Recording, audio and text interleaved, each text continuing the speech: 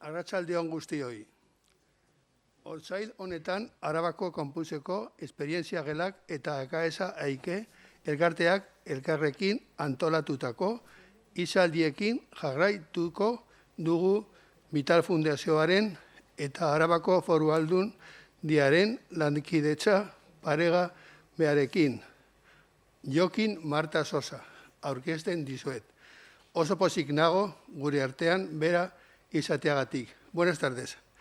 Este mes de febrero continuamos con el ciclo de conferencias coorganizadas por la Asociación de Estudiantes AKS, AIKE, y las aulas de la experiencia del campus de Álava, y con la colaboración de la Fundación Vital y la Diputación Foral de Álava, presentando en el día de hoy a Joaquín Marta Sosa.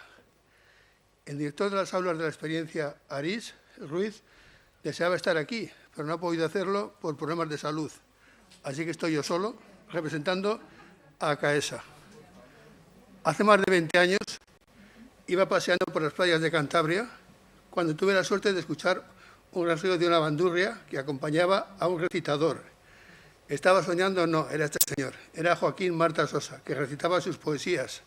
Era un juglar moderno. A ver, hace más de 20 años... ¿Hasta ahora? Perdón. Vale, perdón. A ver, hace más de 20 años, bueno, el director de las aulas, Aris, he dicho que deseaba estar aquí, pero no ha podido hacerlo por problemas de salud. Así que estoy yo solo representando a AKS. Hace más de 20 años iba paseando por las playas de Cantabria cuando tuve la suerte de escuchar un rasgueo de una bandurria que acompañaba a un recitador. Estaba soñando, no, era Joaquín Marta Sosa, que recitaba sus poesías. Era un juglar moderno. Joaquín nació en Nogueira, al norte de Portugal, el año 1940. Por aquel tiempo había una gran hambruna en media Europa e hizo que mucha gente tuvo que emigrar y muchos iban a América. Los portugueses por el idioma iban a Brasil, pero el gobierno venezolano daba habitación y una pequeña pensión, por lo que contra todo pronóstico su padre fue a Venezuela. 4 años más tarde, en el 47, cuando Joaquín tenía 7 años, él y su madre se reunieron con su padre. Pasó de conocer una sociedad solo de blancos a otra multirracial. Allí descubrió el sentido global universal del mundo y su pequeño pueblo donde nació se fue convirtiendo en un pequeño punto apenas visible en su recuerdo. Todavía en Portugal estaba obsesionado por aprender a leer, asistir a la pequeña escuela de Nogueira, pero no pudo ir. Aprendió a leer en Caracas. Tuvo problemas de adaptación y les dijo a sus compañeros: yo voy a aprender a hablar el venezolano mejor que todos ustedes. Y a fe que lo consiguió. Habló, estudió, se graduó de abogado en la Universidad Central de Venezuela, pero nunca ejerció. Y obtuvo un doctorado en ciencias políticas. Muy joven emprendió el camino de la política, que le llevó en 2 ocasiones como diputado al Congreso de Venezuela. Fue profesor de literatura y ciencias sociales en la Universidad Simón Bolívar y en la Universidad Católica Andrés Bello, y presidente de la televisión pública y director del Diario de Caracas. Poeta y narrador, además de periodista, ensayista y crítico. Ha publicado 15 libros de poemas, 5 de ensayos, la novela No cesa de llover y un libro de relatos, No todos los días son felices. Colabora asiduamente en publicaciones culturales y ha sido jurado, entre otros, del Premio Internacional de Poesía Rubén Darío, en Nicaragua en 1982. Sus poemas han sido traducidos al portugués, al italiano, al alemán y al coreano. Como ensayista ha publicado, entre otros, los libros Sociología del arte y la literatura, La ecología literaria como responsabilidad del escritor y la educación superior en Venezuela. Pero como mejor se siente siendo poeta, un oficio cuya génesis remite a Nogueira, la humilde aldea de Portugal, donde nació el 18 de diciembre de 1940. Como él ha comentado en alguna ocasión, si algo soy poeta. Allí es donde yo me siento efectivamente yo. Su dominio del español fue tal que es miembro del número de la Academia Venezolana de la Lengua. Tomó posesión del sillón E el 12 de julio de 2010 con el discurso titulado Navegaciones y sueños de una a otra lengua, en el que expuso su visión sobre la creación literaria, y también es miembro correspondiente de la Real Academia Española de la Lengua. Por influencia familiar, ya adulto, comenzó a reestudiar el idioma de su infancia. Descubrió unos autores maravillosos. Estaban esperándole Camões, Esa de Queirós, Saramago, pero sobre todo Pessoa, Fernando Pessoa, uno de los más grandes del siglo XX. Gracias a todos por haber venido. Me siento muy honrado de presentar al profesor Joaquín, que pido por fuerte aplauso.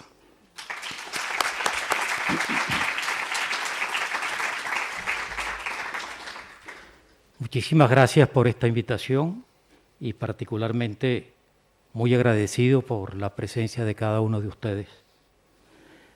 Y gracias desde luego a quien lo ha patrocinado, a CAEXA, la Asociación de Estudiantes de las Aulas de la Experiencia, y a Jesús Ollora, que ha llevado adelante en términos prácticos la posibilidad de que nos encontremos esta tarde. En efecto, mi encuentro con la lengua portuguesa y con los poetas portugueses fue un poco tardío y crítico. Imaginen ustedes a un niño de 6 años que llega a Caracas y que todos sus compañeros de escuela comienzan a burlarse de su manera de hablar. Todos los días, todas las mañanas. Lo primero que hizo, y lo entendería un psicoanalista perfectamente, fue no solamente apartarse de lo portugués, sino negarlo. Al punto de que a la vecina llegué a decirle que yo no era hijo de mi padre y de mi madre, sino que ellos me habían encontrado en una pobre casa de la ciudad de Barquisimeto y me habían adoptado. En la noche, cuando llegó mi padre, la vecina compungida, lacrimosa, le contó la historia y caramba, ¿cómo no nos había usted dicho eso? Y mi padre y mi madre furiosos dijeron, eso es mentira, señora. Y ella se retiró cabizbaja y luego ustedes imaginarán la paliza que me dio mi padre.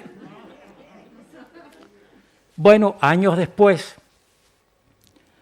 la persona con la que yo tenía más controversias, mi cuñado, portugués, cuando cumplí 18 años me entregó una edición, un ejemplar, el primero que se había publicado, de las obras completas de Fernando Pessoa.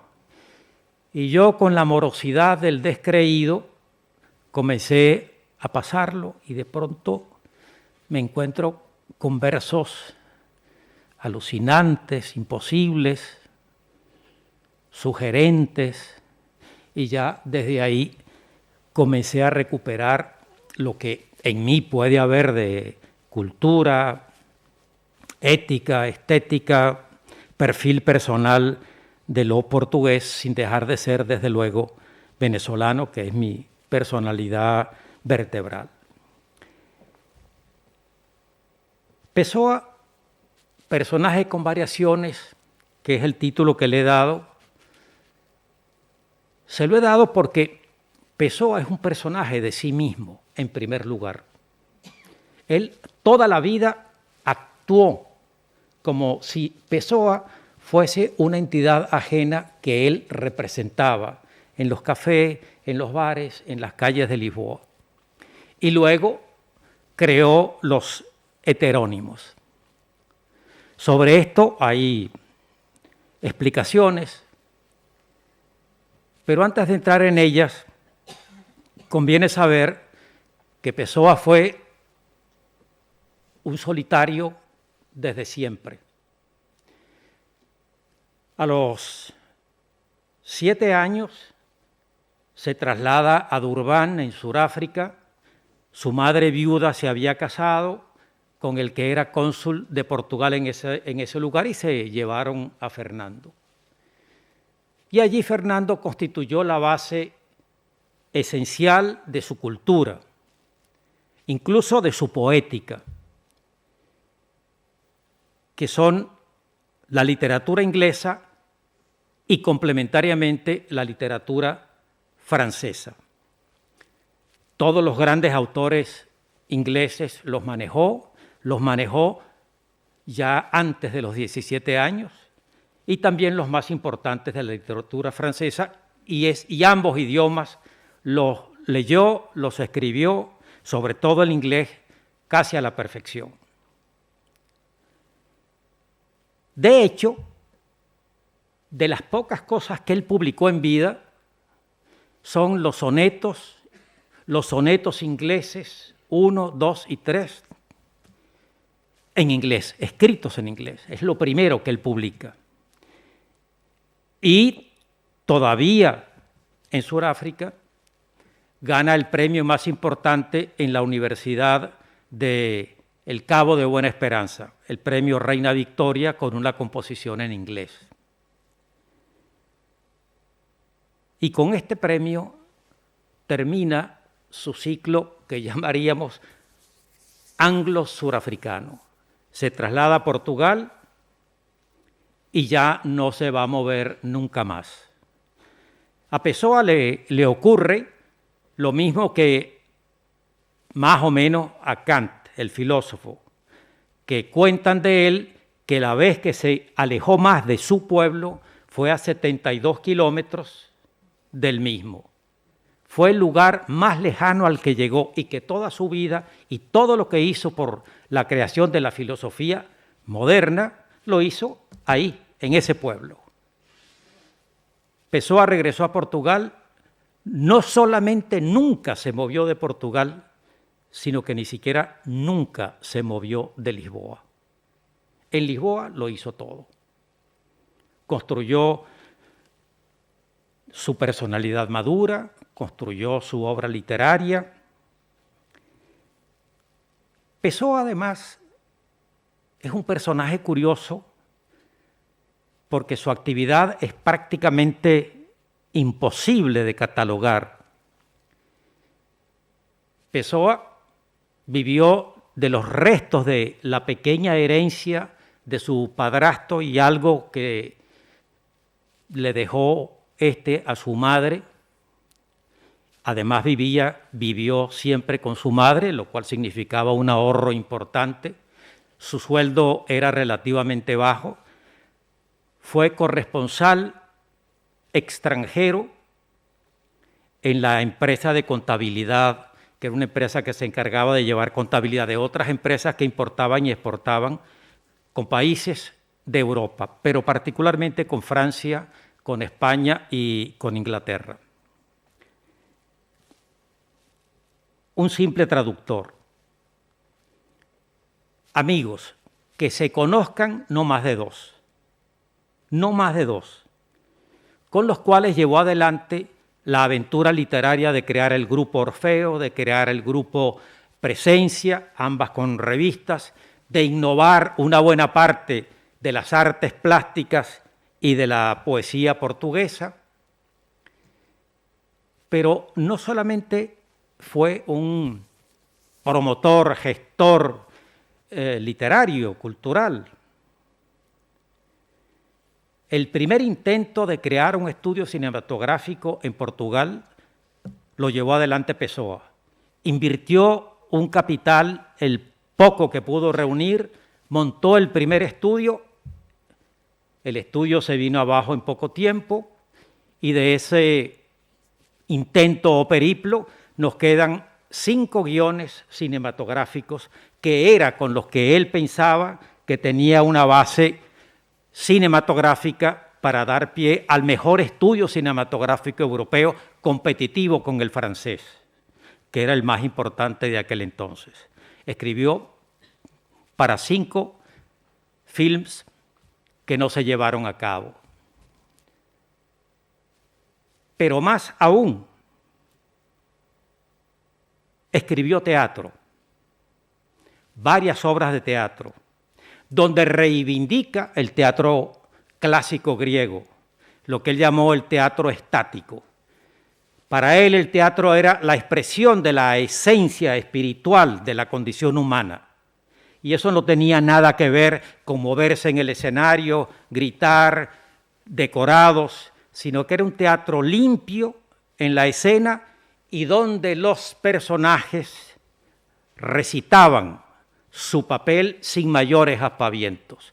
Era la presencia nítida y directa de la palabra desde el alma, como él pretendió.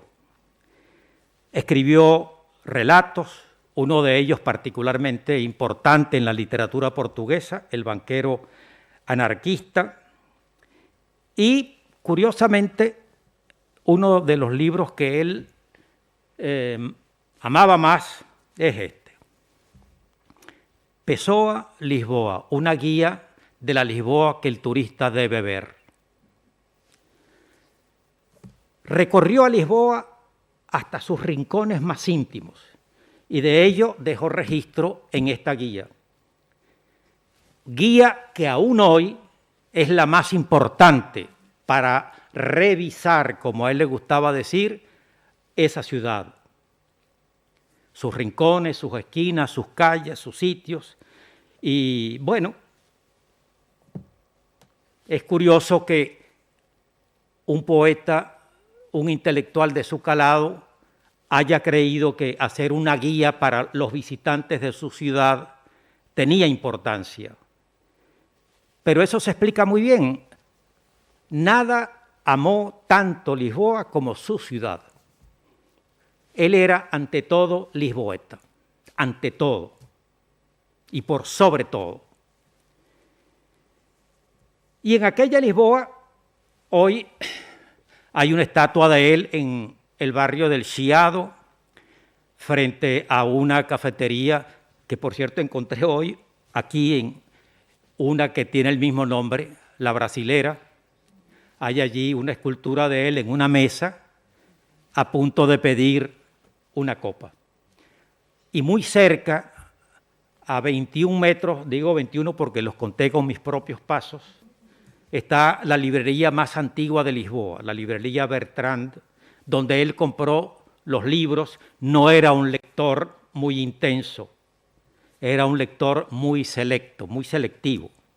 Pero era eso, unos 50, 100 metros cuadrados, ahí se agotaba su mundo en San Carlos. Y una de las cosas que a él le gustaba más contar con respecto a eso de la vida como representación, él era muy buen bebedor, lo cual no es extraño en el país en el que estamos. Tampoco es extraño en Portugal, parece que es una costumbre íbera que quizá no debemos perder nunca, quizá. Y para que su madre, que era como una buena madre portuguesa muy protectora y no se acostaba hasta que Fernando no llegara a la casa, y él llegaba a horas muy madrugadoras, no se diese cuenta que él llegaba borracho, él sobreactuaba su borrachera.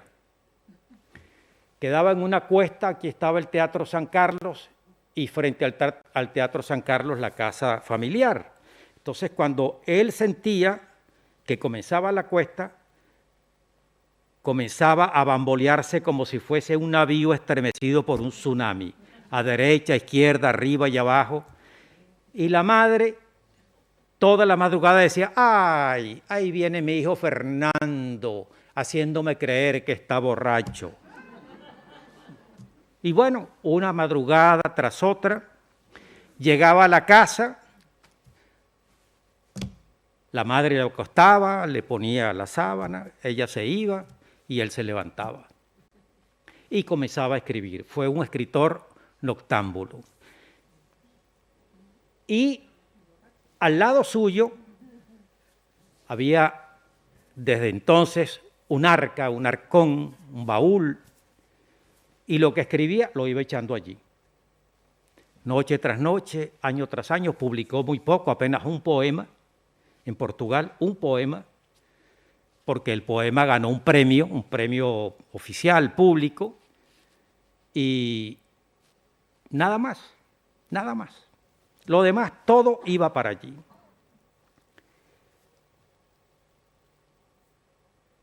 Él, claro, pertenece a una literatura que no por insuficientemente conocida o desconocida no deja de ser importante.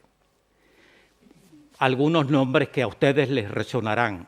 Luis de Camões, uno de los grandes de la epopeya europea, de la construcción del imaginario o de los imaginarios de patria y de nación, junto con los nórdicos, con los franceses, con el Cantar del Mío Cid en España. Luego, Esa de Queiroz, el gran novelista naturalista junto con Solá en Francia. Más tarde, una muy importante poeta, Sofía de Melo Breiner. De todos ellos hay traducciones españolas bastante buenas. Y podría por ahí seguir con nombres, pero no se trata de un inventario de supermercado literario, sino de que él tuvo siempre conciencia que formaba parte de una literatura importante, más allá de su extensión o de su limitación, que en buena parte tenía que ver con la escasa presencia cultural de Portugal en el mundo y también con el escaso poder económico y político de Portugal luego que dejó de ser el imperio que fue. Y bueno, podríamos añadir a estos nombres el de José Saramago, que ganó el Nobel en algún momento. Para Pessoa, quizá la definición que sirva es la que dio en alguna ocasión Octavio Paz. Octavio Paz, el escritor mexicano, también premio Nobel, un buen día, uno de los tantos que pasó en París, fue invitado por el posgrado de literatura de la Sorbonne. Octavio Paz era bastante enamoradizo. Los mexicanos parece que pecan de eso. Y la canción ranchera, los mariachi, algo de ello descubren. Bueno, se entra y comienza a hablar y pone sus ojos en una chica particularmente agraciada. Cuando termina su conferencia, el aplauso, la conversación, Octavio Paz, sin demasiado miramiento, se dirige a ella y se presenta. Yo soy Octavio Paz. Y ella le dice, sí, ya lo sé, ya sé que usted es Octavio Paz. Y entonces le dice, ¿y usted está en este posgrado haciendo qué? Y ella le dice, bueno, estoy haciendo un trabajo sobre un poeta portugués. ¿Portugués? ¿Un poeta portugués? Bueno, será Camões, digo yo. No. Es un poeta, ella siempre achicándose un poco, un poeta portugués que se llama Fernando Pessoa. Fernando Pessoa. ¿Y ese quién es? Bueno, ocurre que hizo buenas migas con la chica le mostró su tesis, le mostró los papeles, los textos, lo que había logrado conseguir de Fernando Pessoa, y Octavio Paz se lo lleva para México, ese material. Lo lee y al poco tiempo la editorial Era, la más importante de México y una de las más importantes de la América Latina de ese entonces, publica la primera selección antológica de poesía de Fernando Pessoa, que llega a España. Y en España eso fue un pequeño fenómeno editorial de poetas, de escritores. En fin, Fernando Pessoa llegó a España no para convertirse en un escritor muy popular, creo que todavía no lo es, pero sí para convertirse en un escritor inevitable para todo el que en España más o menos quiere escribir en serio y a partir del estado del arte más alto que se haya conseguido. Y lo curioso es que esa selección llega a Portugal. Y los portugueses también se preguntaron, ¿y este señor quién es? Fernando Pessoa, ¿quién es? Y creyeron que era una invención de Octavio Paz.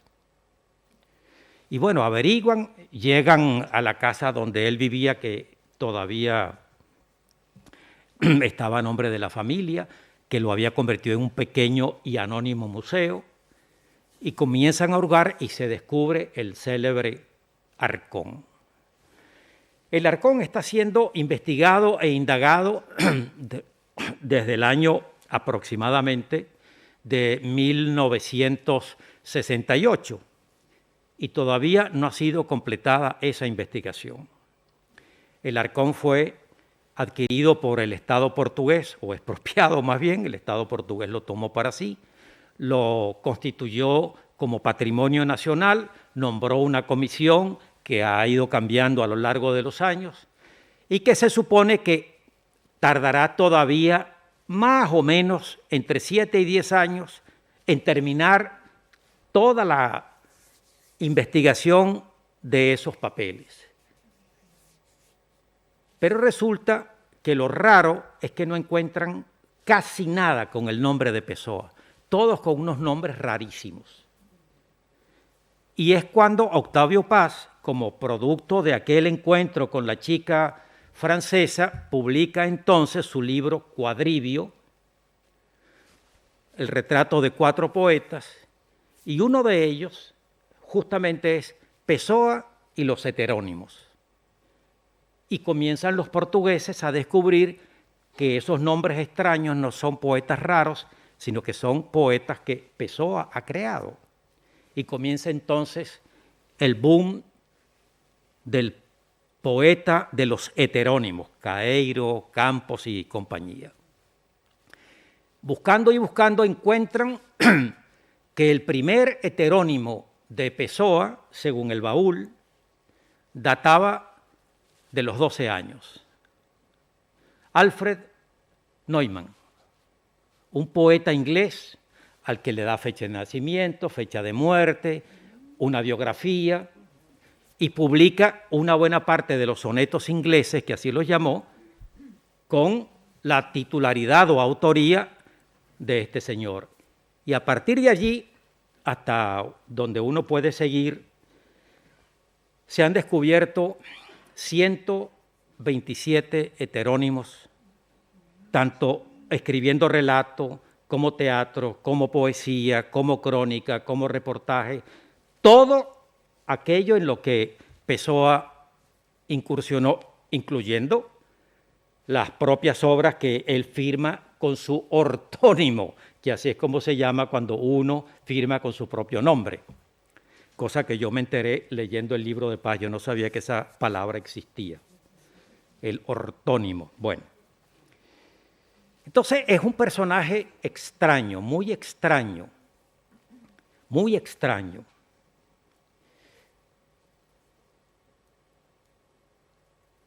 El sumario de su vida, pues, está en ese baúl, está en el hecho de que su vida privada no tiene cosas de mayor relevancia, traductor comercial,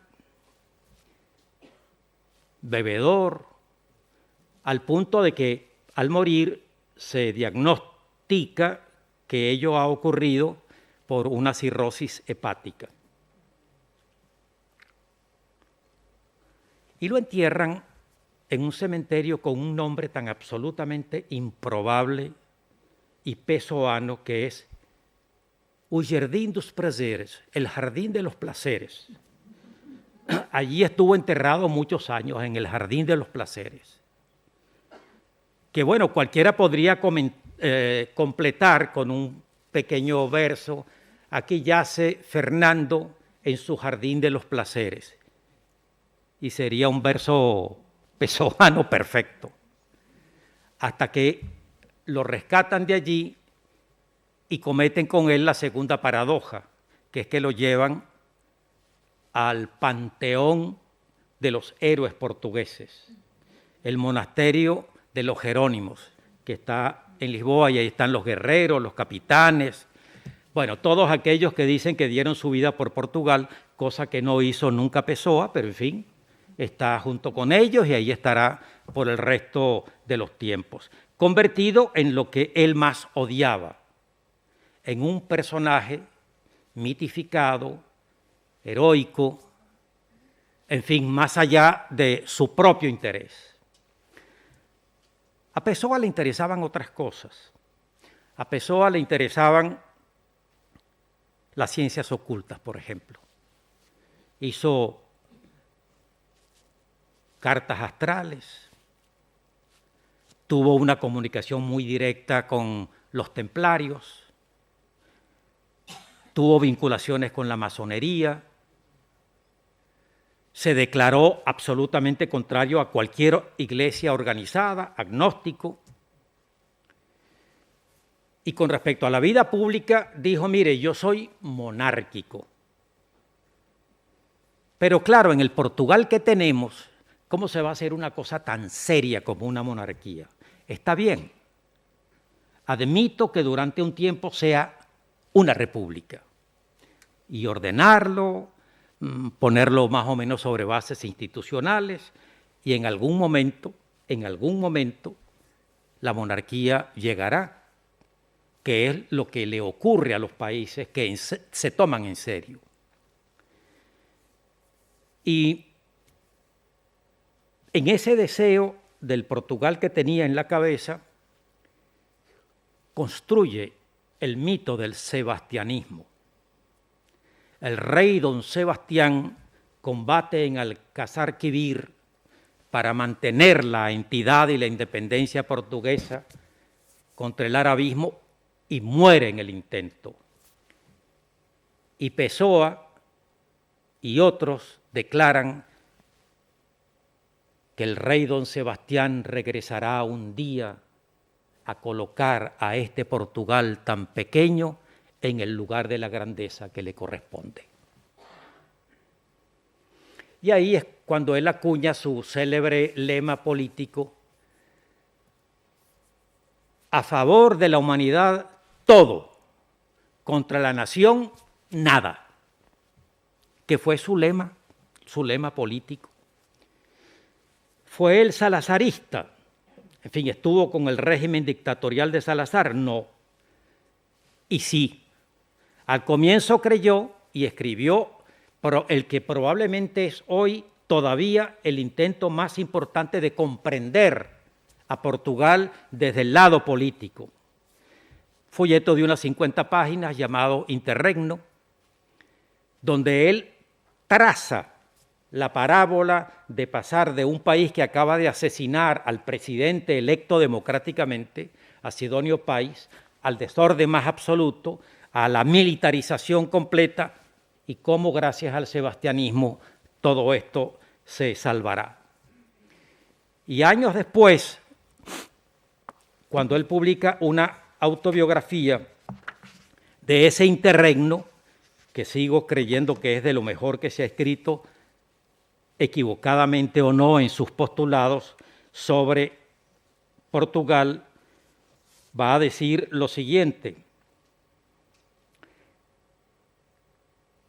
todo lo que escribí en Interregno debe tomarse hoy con cuidado. Probablemente, si hoy lo escribiese, lo cambiaría por completo.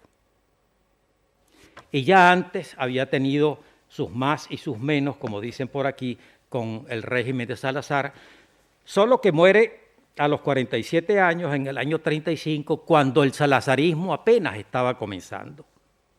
Entonces su influencia o su peso en la política práctica fue más bien pequeño. Y lo que va quedando de él, aparte de la obra distinta a la poética, es, bueno, ese gran aporte que son los heterónimos. Es decir, un poeta son varios. Así lo dijo él, un poeta son varios. Son muchos o son muchos, pero son varios, creo que entre nosotros se entiende mejor. Y fue construyendo primero, bueno, digamos que a esos poetas, de los cuales se rescatan básicamente 3 y un prosista, que son Alberto Caeiro, Ricardo Reis, Álvaro Campos y Bernardo Soares, el prosista, de esos 4 heterónimos, construye una biografía completa: dónde nacieron, quiénes eran sus padres, cuáles eran sus gustos, de qué enfermedades padecieron. Incluso en su representación llegó un momento en que quedó en encontrarse, como dicen ustedes, quedó con su amigo Teixeira de Pascuais de verse en un café. Y llega Pessoa, pero con una vestimenta un poco extraña, porque él vestía de negro cerrado, muy de oscuro, corbata y tal. Y se le presenta a Teixeira de Pascuais y dice: mire, Pessoa no pudo venir, se le presentó un inconveniente. Yo soy Álvaro Campos y él me ha dado la misión de conversar con usted. Y bueno, entonces toda la tenida con Teixeira pasó con él como Álvaro de Campos. Hay cartas de Pessoa a sus heterónimos y las respuestas de los heterónimos a Pessoa. Álvaro de Campos Caeiro nace en Lisboa y muere en Lisboa, era tildado, estudioso, un poco melindroso. El siguiente, Ricardo Reis, es el más raro, nació en Tavira, una especie de isla que queda al sur, en el Algarve. Se fue al Brasil muy pronto, se pierde noticias de él, pero hay cartas que Ricardo Reis le manda a Pessoa, a las que Pessoa nunca responde. Y el que va a completar la biografía de Pessoa, de Ricardo Reis, es José Saramago, que escribe una novela llamada El último día de Ricardo Reis. Perdón, El día de la muerte de Ricardo Reis. Gracias a Saramago conocemos cómo fue que murió finalmente Ricardo Reis. Aun cuando queda la incógnita de si el hotel donde muere está en Río o está en Lisboa. Pero Saramago nos anuncia que esa incógnita será despejada. Todavía no ha sido. Luego está Álvaro de Campos, que es el más sencillo, el más campesino, el más rural de todos sus heterónimos, y que deja un lema: nuestro papel es sentirlo todo de todas las cosas, sentirlo todo de todas las cosas. Bernardo Soares es un ensayista, deja un solo libro, el libro del desasosiego, donde hay sobre todo una frase que es la capital para entender a Bernardo Soares y a Pessoa: mi patria es la lengua portuguesa. Mi patria es la lengua portuguesa. Pessoa hoy está incorporado a la colección esta muy selecta de la Pléiade en París. Tiene una escultura, como ya lo hemos indicado, en el barrio de El Chiado, y una obra poética de la que podemos decir que asume lo que es la complejidad del ser humano. Todos somos muchos y podemos ser muchos a lo largo de las vidas. Explora todas las posibilidades de la literatura para comprendernos y comprender, e incluso va más allá de James Joyce, cuyo Ulises se está cumpliendo un centenario, de buscar en los entresijos, en los riscos, en los abismos de la palabra, una manera mediante la cual ella descubra lo que somos, no oscureciendo, sino aclarando. Convierte a los heterónimos en máscaras, pero en una máscara que cuando el heterónimo la retira, ve que su cara es exactamente la cara de la máscara, que no hay diferencia entre uno y otro. Y dice entonces: solo vivimos cuando nos asombramos de ser. Solo vivimos cuando nos asombramos de ser. Y dijo él finalmente que había tres grandes componentes de la vida de cualquier ser humano completo, que era luchar contra tres asesinos: la ignorancia, el fanatismo y la tiranía. Esos eran los tres asesinos que en todos los planos debe todo hombre y toda mujer combatir siempre para constituirse en un ser libre, y no solo para luchar por la libertad social, en lo cual Pessoa, por cierto, entraba normalmente muy poco.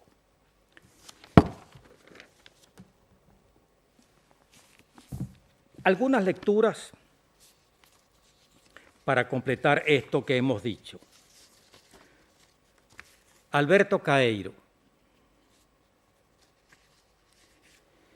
Yo voy a decir una palabra del modo como la dicen en Portugal y no del modo como la decimos aquí. Aquí se convierte en una palabra un poco pedregosa. Tajo. El río Tajo. Los portugueses dicen Tejo, que no quiere decir en portugués Tajo, sino quiere decir Tejo, lo que fluye. Entonces, Cuando diga Tello, estoy diciendo el Tajo, como lo decimos por estos lados.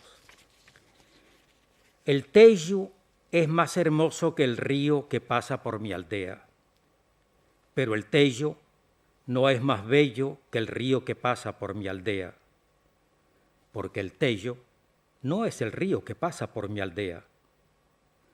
Pocos saben cuál es el río que pasa por mi aldea y hacia dónde va y de dónde viene.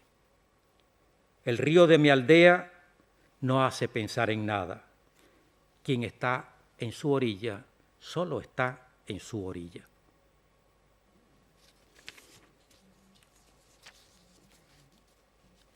Otro de Alberto Caeiro. No creo en Dios porque nunca lo he visto. Sé que si Él quisiera que yo creyese en Él, vendría un día a hablar conmigo. Tocaría a mi puerta, entraría en mi casa y me diría, Alberto, yo soy Dios.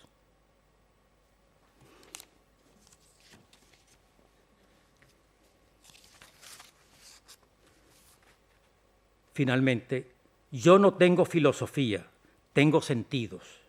Si hablo de la naturaleza no es porque sepa lo que es, sino porque la amo. Y la amo por eso, porque quien ama nunca sabe lo que ama, ni sabe por qué ama, ni qué es amar. Amar es la eterna inocencia y la única inocencia es no pensar. El siguiente, Ricardo Reis. Vamos a leer también alguna poca cosa.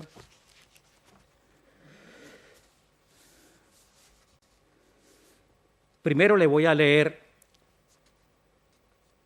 en portugués los 3 primeros versos de este poeta, un poco para que veamos cómo suena en portugués, a ver si yo lo puedo transmitir bien.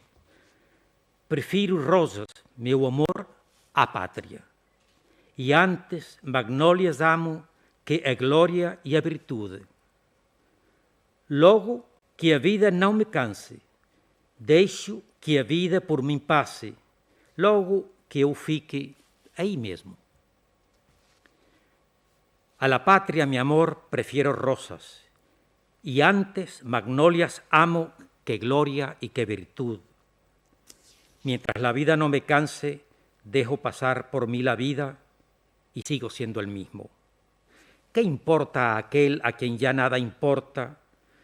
Que uno pierda y otro venza, si siempre ha de amanecer, si cada año con la primavera aparecen las hojas y en el otoño cesan. Sigue tu destino, riega tus plantas, ama tus cosas, el resto es la sombra de árboles ajenos. La realidad siempre es más o menos como queremos. Solo nosotros somos siempre iguales a nosotros mismos. Ve de lejos la vida, no la interrogues nunca. Ella nada puede decirte. La respuesta está más allá de los dioses. Y de Álvaro de Campos,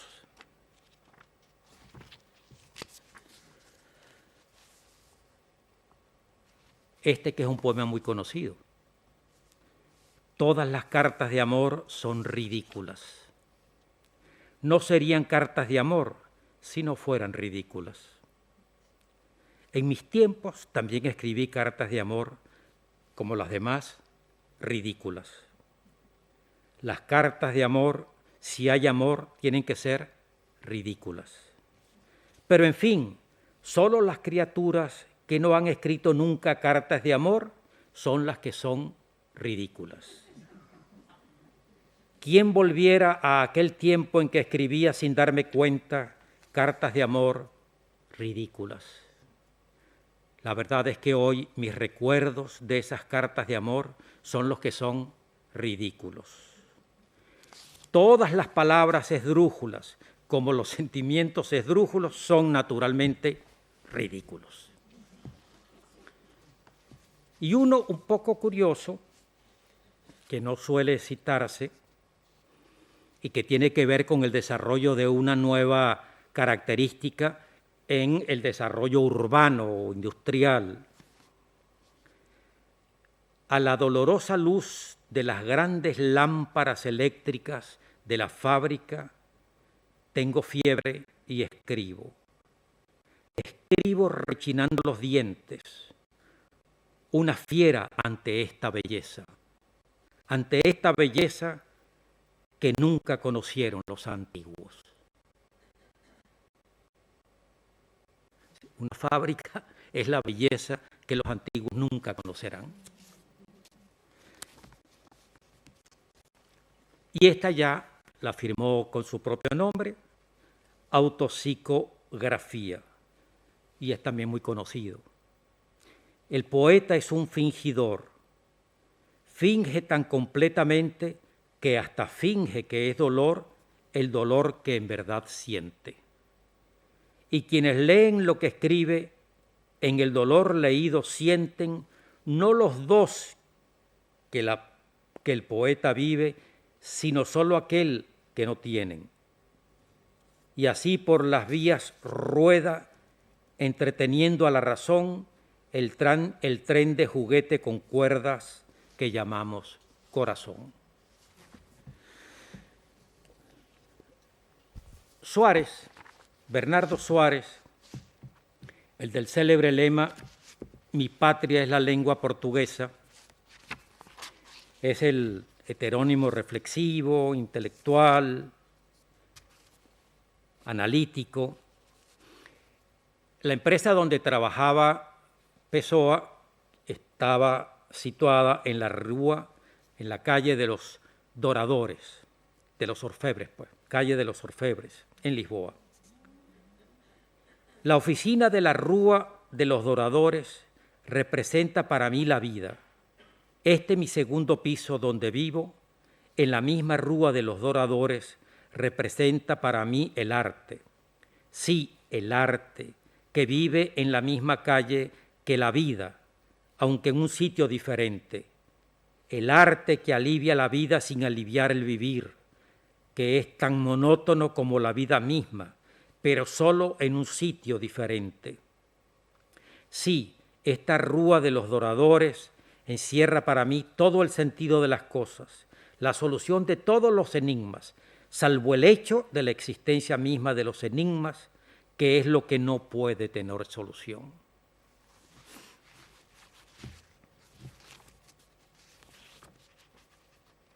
Y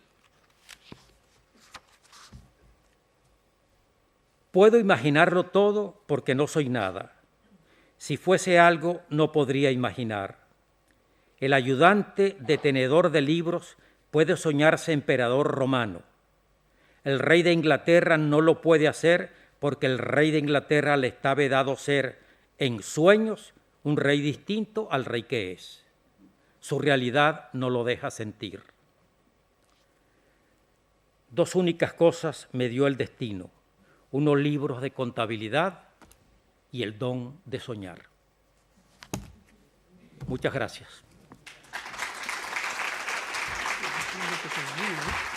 Se me olvidó. Déjalo así.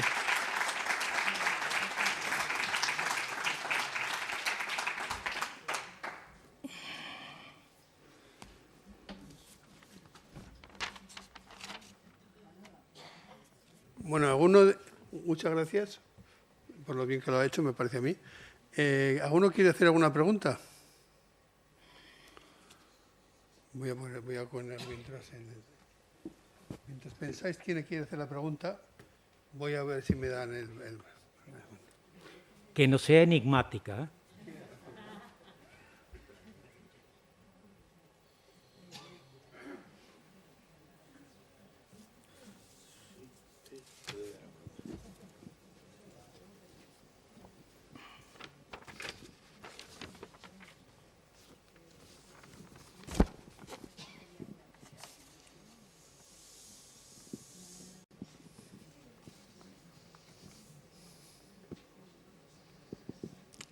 ¿Sí?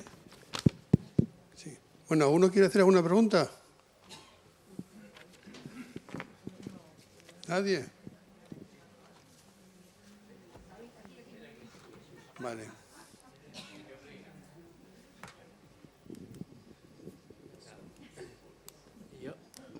¿Se me oye bien? Sí. Quería preguntar al maestro, por favor. Fernando Pessoa, cuando escribía con heterónimo, él empezaba a escribir y luego ya ponía el nombre, o cuando estaba escribiendo ya sabía que era el heterónimo. Es una pregunta. De esa manera. Por favor, se sabe. No, de esa manera, no, sí se sabe. Él no reescribía nunca. Todos los papeles comienzan siempre con el nombre del poeta heterónimo u ortónimo, cuando era el caso, que estaba escribiendo.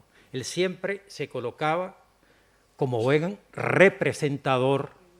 Bueno, por eso es que él decía que la poesía era el drama en vida. Es un drama que estamos representando constantemente con lo que somos y con lo que no somos. Y la única representación respetuosa es cuando la asumimos, cuando pertenece a nuestro propio ser. Entonces no hay, pareciera por los investigadores de El Arcón, que no hay ninguna duda de que él, siempre que comenzaba a escribir, sabía cuál de los heterónimos estaba dentro de sí en ese momento. Y variaba incluso a lo largo de la noche, porque algunos están fechados, varios heterónimos lo asaltaban y cambiaba de uno para otro y seguía. Él nunca escribió de una manera organizada, hoy Caeiro, mañana tal. No, él escribía como un torrente, del modo como el sentir o el imaginar le provocaba, le impulsaba. Muchísimas gracias. Buenas. ¿Y de su vida privada, de familia, aunque sea de su madre o esto, no escribió nada? ¿No escribía nada personal? Pues mire, no. Lo único personal que escribió en su autobiografía, de la que leí un poquito, es el nombre de la madre, del padre, del padrastro y de los hermanos que tuvo. Solo el nombre. Y en 2 o 3 casos las fechas de nacimiento y fallecimiento. Es que en su obra la realidad que aparece es la realidad que se imagina.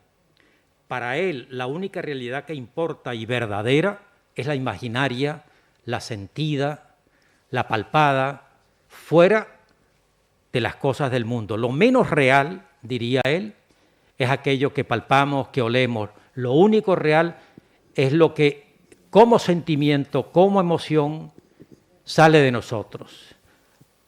Creo que lo decía de este modo. Las cosas, refiriéndose a lo que informa, conforma el mundo, las cosas solo pueden ser comprendidas siendo sentidas, para ponerlo más o menos de una manera rimada. Entonces, no. Mire, y otra cosa que no aparece prácticamente es referencias a la muerte, que es un tema tan recurrente en todas las poéticas, incluso en las poéticas en las que él inicialmente se inspira, la francesa y la inglesa, más la inglesa que la francesa. No hay ni una alusión a ese tema, ni una alusión, sencillamente porque perteneciendo a la muerte a la vida de lo contingente, no pertenece a la vida de lo sentimental, a la vida de lo imaginario. Lo propio de la imaginación es su perennidad, su eternidad, su permanencia. Bueno, Cairo y Álvaro y los demás siguen vivos, a pesar de que él ya murió y está en el monasterio de los Jerónimos. Eso sigue vivo y mucho más vivo que él, y esa era su razón. No hay alusiones como no hay alusiones a sí misma. Quizá la alusión más personal, y fíjese que he usado el adverbio, quizá, son las cartas cruzadas entre él y Ofelia Queirós. Ofelia Queirós era una compañera de trabajo de la que él o ella, no se sabe muy bien quién de quién, se enamoraron. En algún periodo hubo posibilidades de juntarse, de emparejarse, eso nunca ocurrió, pero se encontró un paquete de cartas dirigidas por Sofía de Queirós a Fernando Pessoa con la correspondiente respuesta de Pessoa a Sofía. Hoy se sospecha que él escribió tanto la carta de Sofía como las respuestas de Fernando. Lo único que se sabe, porque era más o menos un rumor en la oficina, es que hubo un periodo en el que estuvieron relativamente juntos y cerca de. Sí, Reis y Álvaro de Campos sí manifiestan sentimientos amorosos, incluso a una tal Lidia, de la que Ricardo Reis estuvo muy enamorado, según sus propios epigramas. Pero salvo esa alusión a lo amoroso, Pessoa no tiene ninguna otra alusión, sino a las otras pasiones, a las otras emociones distintas a muerte, amor o biografía. Vale, gracias.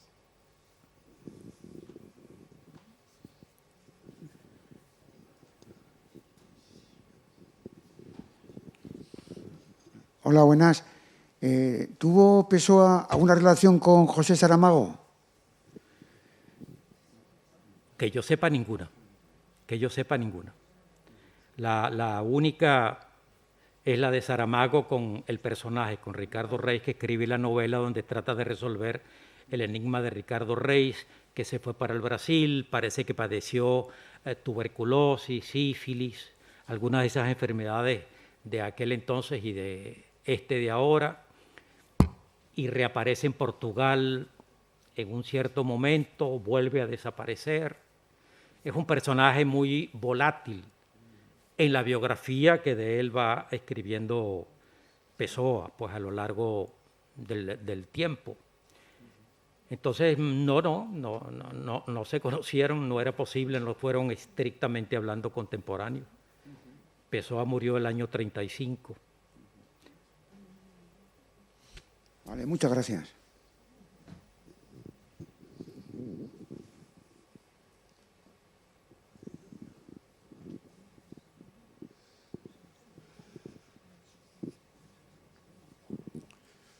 Bueno, si nadie dice más, lo despedimos sin más hasta otro día. Venga. Bueno, yo quería decirles unas dos últimas cosas. La primera, Pessoa es un poeta curiosamente muy accesible. Es muy accesible, muy a la mano de cualquier lector mínimamente interesado en lo poético. No es un poeta hermético, no es un poeta confuso, a pesar de los trabajos que hace con la lengua para que ella exprese más y mejor. En segundo lugar, como poeta, probablemente como poeta innovador, probablemente solo tenga un competidor, al menos en el siglo XX. La poesía de Arthur Rimbaud, el de Una temporada en el infierno y otras cosas, que bueno, modificó la poesía moderna, contemporánea, con la ventaja de que Rimbaud era francés y eso le dio un acceso a la cultura occidental inmediato, mientras que Pessoa no lo era y tardó mucho tiempo en ser reconocido y su reconocimiento es relativamente reciente. Bueno, en España, como ya les he dicho, desde hace una década es cuando han comenzado a producirse traducciones más o menos consecuentes, serias, y a lo largo de todos los años acaba de salir una traducción de sus cuentos en la editorial Acantilado. El Acaba es Acaba, en diciembre del 21, y bueno, se consigue bastantes cosas de él aquí. Quien quiera saber cuál es el estado más alto de la literatura del siglo XXI, comience por leer a los heterónimos de Pessoa. Y si puede, al heterónimo Bernardo Soares, que es delicioso como pensador y como escritor también. Y bueno, de nuevo a ustedes, mil gracias.